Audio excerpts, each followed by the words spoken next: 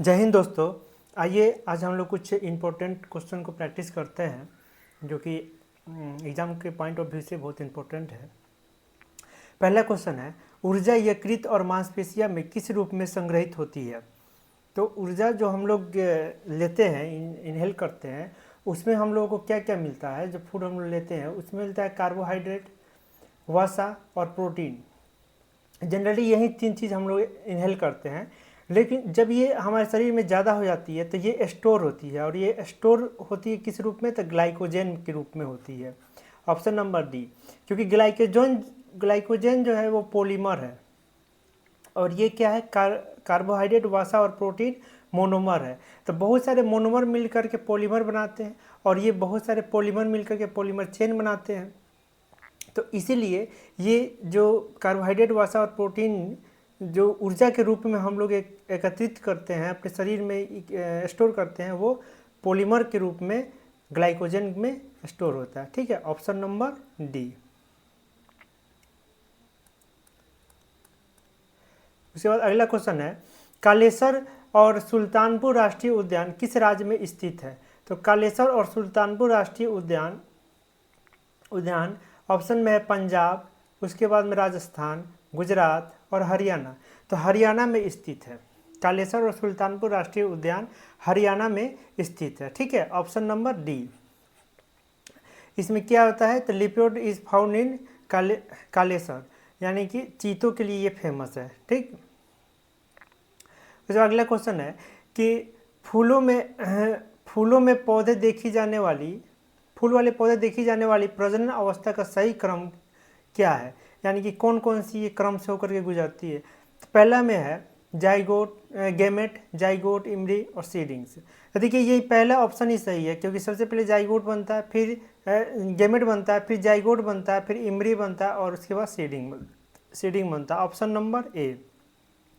ठीक है, देखिए यहाँ पर देख सकते हैं आप कि एक सेल है और ये स्पर्म सेल है, ये दोनों फर्टिलाइज करता है, तो क्या बनता है, जाइगोट बनता है। यहाँ जाइगोट बन रहा है, और जाइगोट के बाद में इमरी बनता है। तो ये याद रखें, जाइगोट के बाद इमरी बनता है, और इमरी के बाद में क्या होता है, तो यहाँ पर प्लांट में भी देखेंगे कि एग और फिर जाइगोट, ये दोनों मिला, एक के बाद क्या बना, जाइगोट बना, जाइगोट बाद इमरी, और इमरी के बाद में सीडिंग, और उसके बाद फ्लोवर होता है।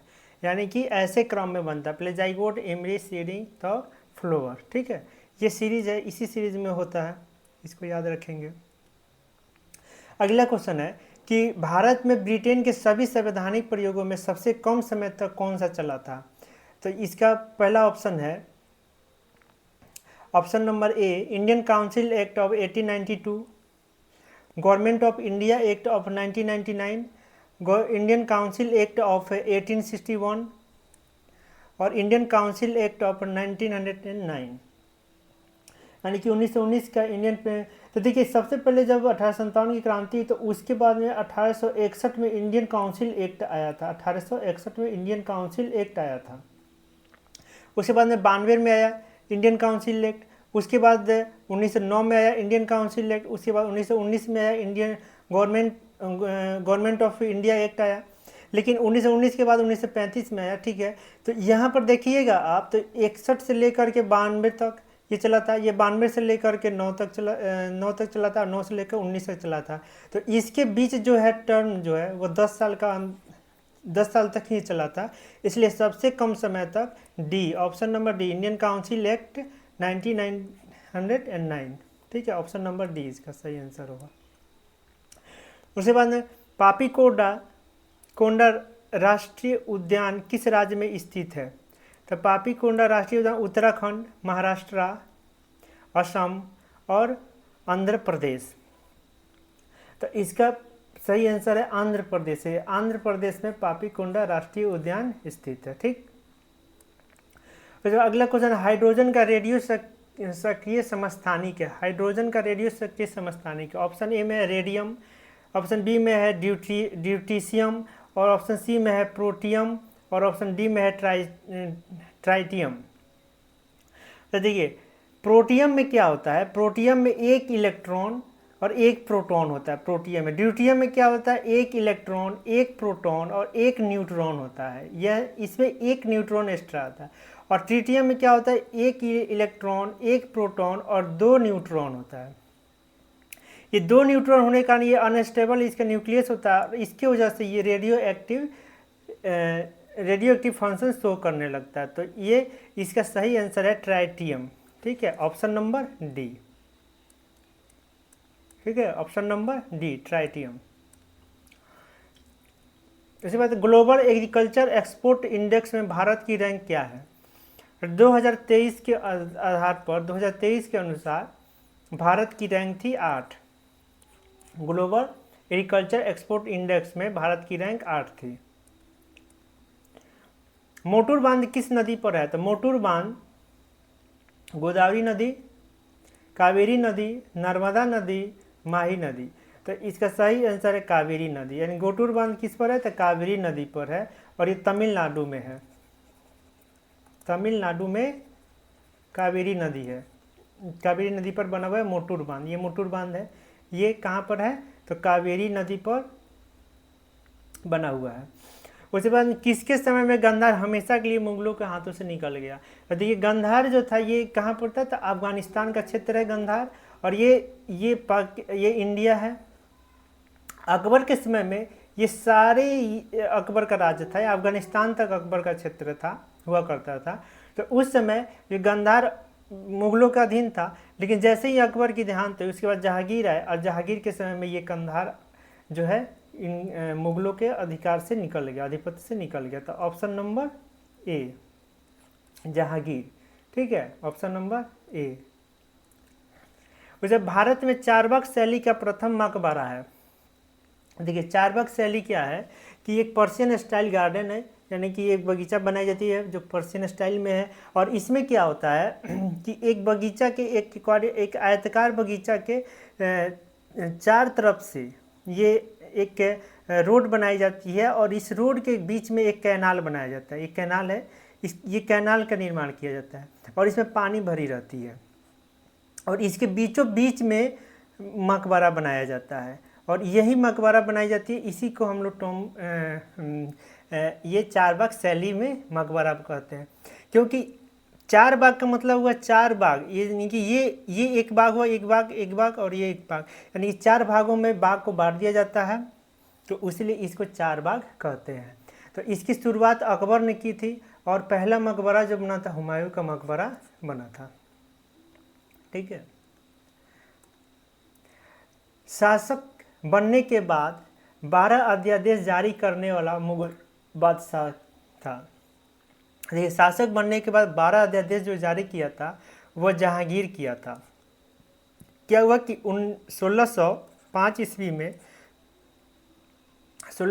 ईस्वी में जब अकबर की देहांत हो गई तो जहांगीर गद्दी पर बैठा, और उसने बैठने के बाद उसने एक 12 अध्यादेश जारी किया, क्योंकि दरबारियों को और जनता को अपने पक्ष में लेने के लिए, उनका समर्थन लेने के लिए, विश्वास लेने के लिए उसने 12 अध्यादेश जारी किया था।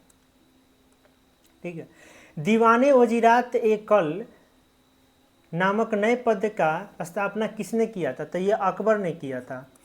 दीवाने वजीरात ए कल अकबर ने किया था, और ये क्या किया था कि जो वित्तीय अधिकारी था उसका एक पद सृजित किया था, दीवाने वजीरात ए कल। ठीक है, जो कि वित्तीय अधिकारी हुआ करता था, और कुछ अधिकार जो वकील थे उनसे लेकर के इनको दिया था अकबर ने, सॉरी बाबर ने, अकबर ने शुरू किया था। ठीक है, अकबर ने शुरू किया था, दीवाने वजीरात ए कल अकबर के द्वारा शुरू किया गया था। Option number B. राजपूताना क्षेत्र के किस राज्य को जीतने में मुश्किल हुई, और जब अंततः जीत मिली तो शेरशाह के मुख से अनायास यह निकला कि अरे मैं एक मुट्ठी भर बजरे के पीछे हिंदुस्तान का राज्य गंवा दें। तो ये मरवाड़ को जीतने में शेरशाह सूरी को बहुत कठिनाई हुई, और उसने ये महसूस किया कि अगर मैं ये युद्ध हार जाता तो मुझे पूरे भारत का क्षेत्र गंवाना पड़ जाता। इसलिए उन्होंने कहा था कि एक मुट्ठी बजरे के लिए मैं पूरा हिंदुस्तान गंवा देता। निम्नलिखित में से किसमें हिंद तथा यूनानी वास्तुकला का सर्वप्रथम समन्वय देखने को मिलता है। ताजमहल में, लाल किला, पंचमहल में, शेरशाह के मकबरा में। तो ये ताजमहल में देखने को मिलता है, यानी कि हिंद और ईरानी वास्तुकला का समन्वय ताजमहल में देखने को मिलता है। अनवार ए सुहेली ग्रंथ किसका अनुवाद है? तो अनवार ए सुहेली ग्रंथ पंचतंत्र का अनुवाद है। पंचतंत्र का अनुवाद अनवार ए सुहेली में किया गया था और ये फारसी भाषा में किया गया था। फारसी भाषा में किया गया था। और ये कौन करवाया था? तो अकबर ने करवाया था। अकबर ने करवाया था, फारसी भाषा में किया था और अकबर ने करवाया था। तो पंचतंत्र का अनुवाद किसने फारसी भाषा में हुआ था? तो अनवार ए सुहेली नाम से किया गया था। अल्कलैड पूरी तरह से समुद्री जल संरक्षण प्रतिरोधी मिश्र धातु है जो निम्न के बने होते हैं। देखिए जितने भी समुद्र के अंदर जहाजें जाती है, जो पनडुब्बी रहता है, वो आर मिश्र धातु डुरेलुलियम के बना होता है, यानी कि ऑप्शन नंबर सी आर एलोइड डुरेलुमिन का बना हुआ होता है। ठीक है, थैंक यू फॉर वाचिंग। और अगले वीडियो में हम लोग फिर एक अच्छे क्वेश्चन के साथ आएंगे जो कि आप लोगों के साथ बहुत अच्छे डिस्कशन करेंगे।